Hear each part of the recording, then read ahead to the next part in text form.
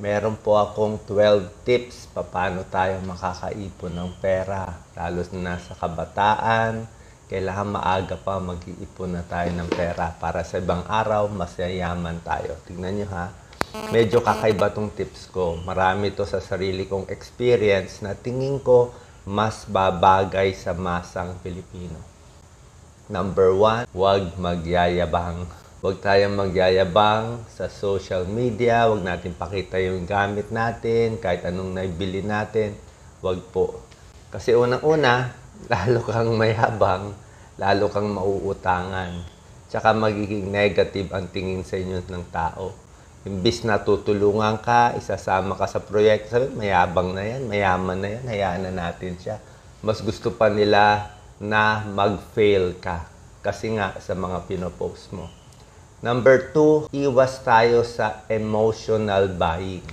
Ang emotional buying, pag nakita mo isang bagay, gigil na gigil ka, di ba? Sobra kang gigil. Parang pagkain eh, nakita mo, gusto mo kainin, pero mamaya, nakakain ka na, busog ka na. Kaya huwag kayo agad-agad bibili. Okay? Kunyari may nagustuhan kang cellphone o baro, maghintay ka 2 linggo. Kasi yung utak natin, minsan, wala tayo sa tamang pag-iisip. Baka manik, malungkot tayo, asar tayo, kaya babawiin natin sa pagbili. Diba? Mauubos yung pera mo. Kalmado lang dapat yung utak mo bago ka pumunta sa mall. Maganda nga busog ka at relax yung isip mo. Huwag yung inis, galit, pupunta sa mall, mapapabili ka bigla. Number 3, ito mahirap to Iwas sa emotional giving. Ano may emotional giving? Sabihin, marami yan lalapit sa inyo. Alam ko, napakahirap to. Lalapit sa kamag-anak mo, kapatid mo, close friend mo, umiiyak, may namatay, may nasa ospital, kailangan ng 20,000, labas mo na pera mo. Alam nyo, kahit anong mangyari, pigil. Utang sa'yo, kukunin lahat ng naawa ka. Alam ko naaawa ka, kaya lang, dapat isipin mo rin, yung konting inipon mo, para sa magulang mo, para sa pamilya mo, para sa anak mo, para sa iyo kung magkakasakit ka. Kung gusto magbigay ka, magbigay ka 500 pesos o 1,000. Hindi ikaw ang kakargo. Ha? Pag na lumapit may umiiyak, sasabihin ko, pinakamagaling, ikaw na ang liligtas. Tunay man o hindi tunay, pigil muna. Control. Kasi oras na nabigay mo na yung pera mong 20,000, abutin ka 1 taon, 2 taon, di mo nakikitain yun. Magsisisi po kayo.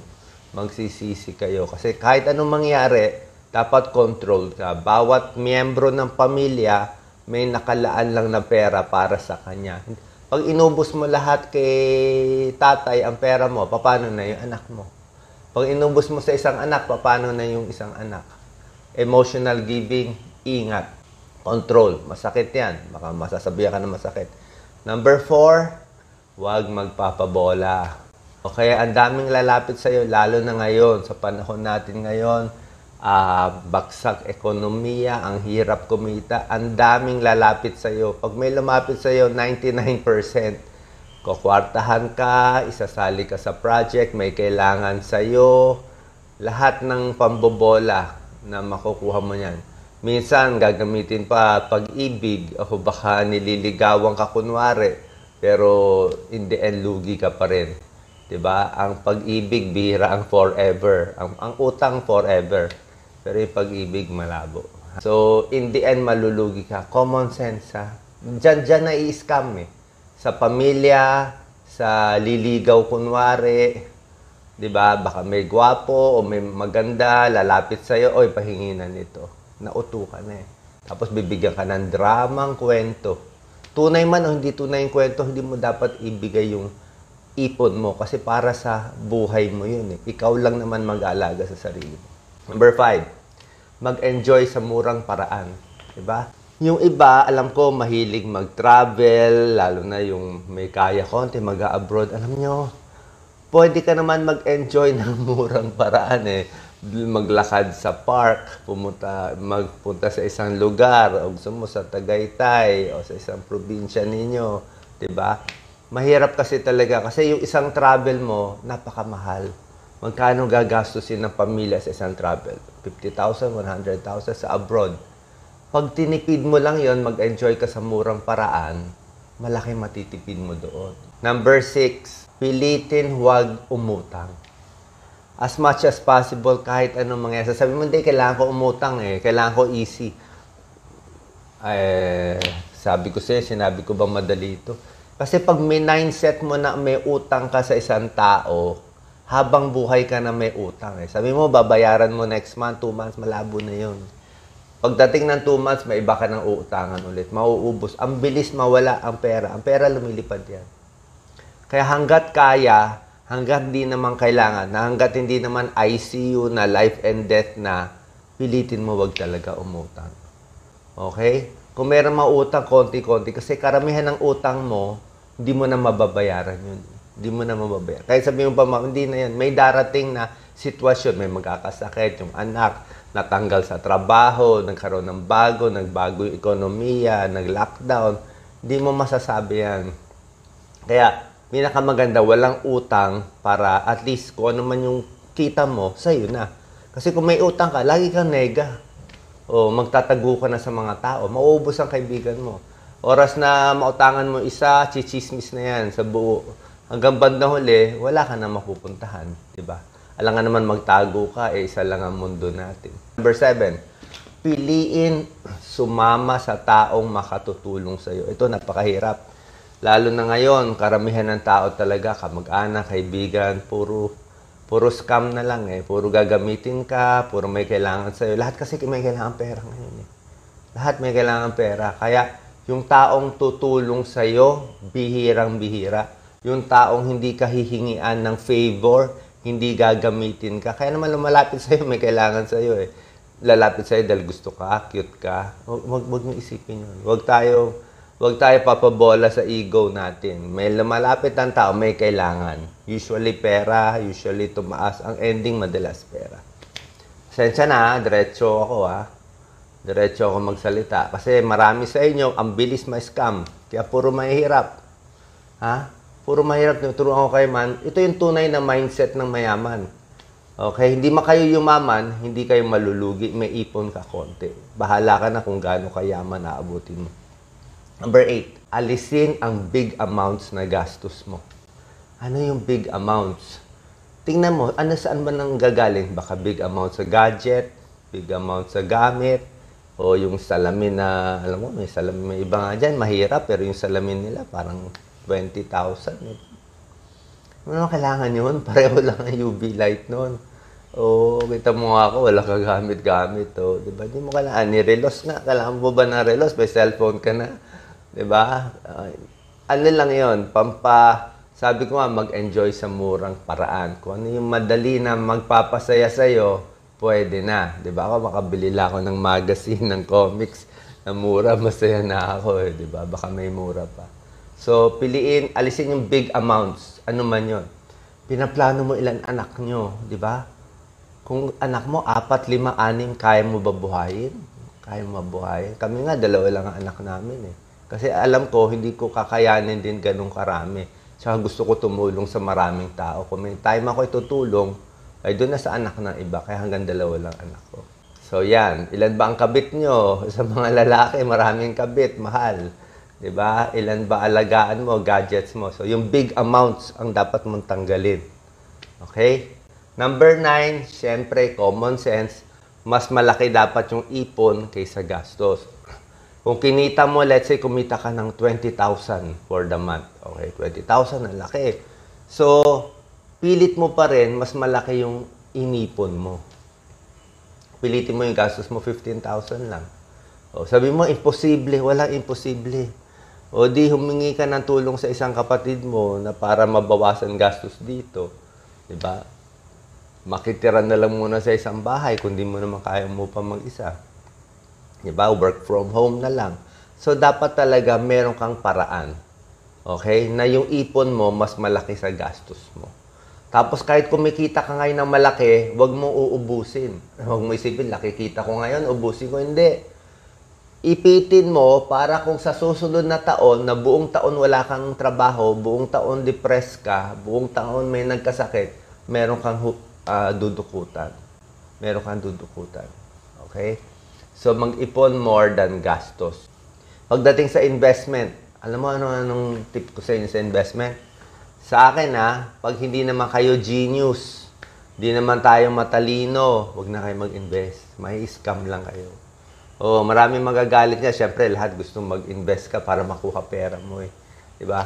Lahat ng merong style ng investment, kukunin ng pera mo gagamitin nila, sila mag-i-invest, sila kikita, ikaw, asa ka lang. Pag nalugi sila, tatakbuhan ka na nila. Diba?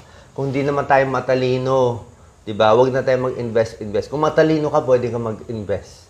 Tsaka walang mga get rich. Ngayon, pinakamalaki siguro 5% lang. Bangko pa yon, mga big bonds pa yon, 5% highest makukuha mo. Pero yung more than 5%, wala nang ganun. Sa bangko, wala nang 1%. Number 10, huwag pagkakatiwala ang pera mo kahit kanino. Kahit kanino. Kahit pamilya mo, kahit kapatid mo. Tingnan mo kung magulang mo ang kukuha ng pera, pag-isipan mo, baka mamaya, ang lakas uminom ng alak, ang lakas magsugal. Huwag mo rin pagkatiwala. Sabi mo, ako nahahawak. Mas may control ako. Kung kayo mag-asawa, okay, mag-asawa kayo, dapat more than 10 years married. Diba? May tiwala ka doon sa misis mo, sa mister mo. Kung sino mas mahigpit sa pera, siya hahawak. Okay? Sino mas mahigpit? Si Doc Lisa, mas mahigpit siya. Pinapahawak ko ako kasi lumalabas lang pag may umiyak eh. So, doon tayo sa mas mahigpit. Siya magpipigil. Di ba? Okay. Number 11, para kumita ng pera, kailangan mo rin, alam mo, mas swerte yung generous. Ito, mahirap to eh. Pwede ka naman generous sa payo, sa oras mo. Hindi naman pera talaga kailangan ituro. Like ito, tinuturo ko sa inyo paano maging healthy, paano lumakas bilang vlogger, paano kumita ng pera, paano hindi ma-scam. Pera din to eh.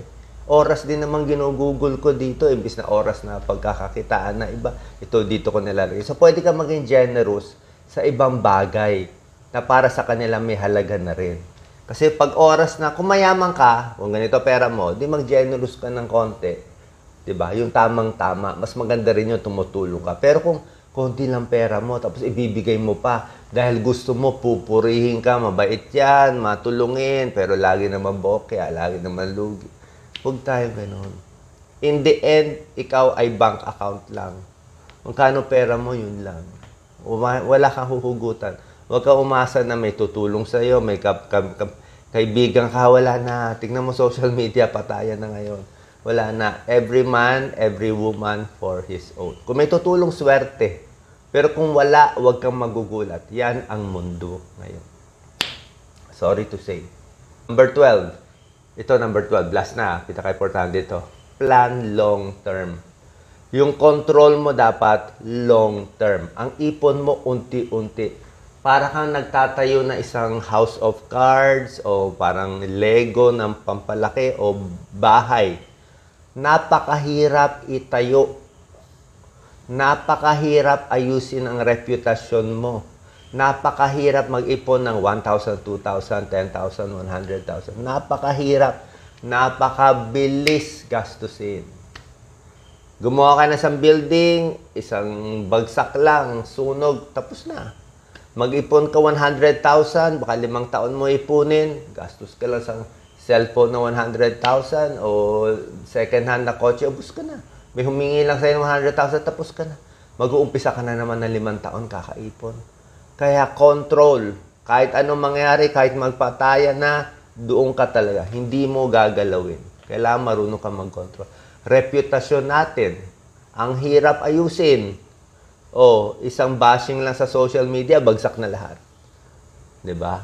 Di ba, bumagsak, at least nakaipon ka ng pera. Kasi ang matitira na lang sa'yo, huwag mong gagalawin yung ipon mo, huwag kang mangyayabang sa social media, huwag kang mangyayabang sa kapatid mo, tago mo na lang, ipunin mo para meron ka pag ikaw nagkasakit. Anong binabantayan mo doon sa pera mo? Let's say, nakaipon ka ng 50,000, 100,000, o 1 million. Pag nagkasakit ka sa ibang araw. Mahal ang ICU ngayon? Ang ICU, isang linggo, 1 million na. So, para sa ibang araw, sa iyo, sa anak mo, kung hindi mo ginastos yung pinakatira mo, pasa mo sa apo mo, sa anak mo, doon mo ipasa. Diba? mag-ipon ng mag-ipon. Okay? So, kung gagastos ka, pwede, small risk lang. Huwag yung malaking risk. Sana po nakatulong tong 1 to 12. Ulit-ulitin nyo. Kala nyo simple, pero marami sa inyo, alam ko mga followers ko, di ba, na wala naman talagang pera. Di ba, mahihirap lang tayo, wala tayong kapital. Itong 1 to 12, sumasabit kayo dito. Kaya kayo laging walang pera. So, straight talk to, pasensya na medyo mahaba, pero alam ko makakatulong to sa inyo. Tandaan nyo ha, emotional buying, emotional giving, talo tayo dyan. Nagpapabola, kahit gaano ka katalino, mabobola ka. Mabobola ka. May taong makakabola sa'yo. Kaya kahit pagpunta mo, talagang huwag ka na magdala ng wallet. O ilak mo na, ipalak mo na sa ibang tao para kahit gustong-gusto mo ibigay, di mo makukuha. Ganun ka dapat ka-control. Kasi yung number 12 tip ko nga, long term. Ang hirap mag-ipon. Ang pinaka-happiness mo na lang yung naipon mo. Tapos bahala na sa ibang araw kung saan mo gusto mo lagay sa lupa o sa ibang bagay. Pero kung hindi tayo marunong, hindi tayo expert, doon na lang sa bangko. Doon na lang sa bangko. Ipitin mo lang doon. Doon lang talaga po pinaka-safe kung di naman tayo ganun katalino. Kasi pag in-invest mo, tandaan mo, lahat yan sa social media, lahat yan sa kaibigan mo, dudukutin yung pera mo. Siya hahawak, bibigyan ka ng 10%, 20%. 10% na lang makukuha mo. Yung 1 million mo, 100,000, kinuha na niya yung 900,000, tumakas na siya. Bakit? Number 4, nagpabola ka. Bakit? Magaling magsalita, gwapo, maganda. O baka binabola ka, nililigawan ka kunwari. Lalo na yung mga gwapo, mga ganda, di ba? So, wag tayo magpapaskam. Ha? Wag magpapaskam. Kayo lang ang hahawak hanggang kamatayan. Hawakan nyo yan. Okay? Good luck. Salamat po.